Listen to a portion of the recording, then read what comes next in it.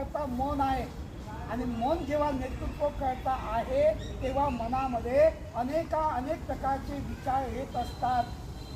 मन चंचल आहे, चपळ आहे, भावनिक आहे, आसक्त आहे, विचलित आहे, व्याकुल आहे, भयभीत आहे, चिंतातूर आणि अहंकारित आहे आणि अल्लड आहे. आणि मग या मनाला आटोक्यामध्ये आणणं आणि मनाला आटोक्यात आणून या जीवनात घडवणं अति आहे. आणि मग या बदल घडवण्यासाठी प्रत्येक व्यक्ती माणसाने आपल्या बुद्धीचा विकास साधला पाहिजे, ज्ञानाची वृद्धी केली पाहिजे, सत्याचा स्वीकार केला पाहिजे आणि स्वाभिमानानं जगलं पाहिजे. कारण की याच वेळी, याच जोडा, याच जीवनात परमसुख प्राप्त करता येतं.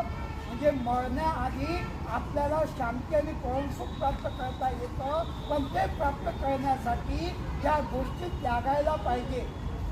की त्यागण्यासाठी माणसाने संकल्पबद्ध झालं पाहिजे.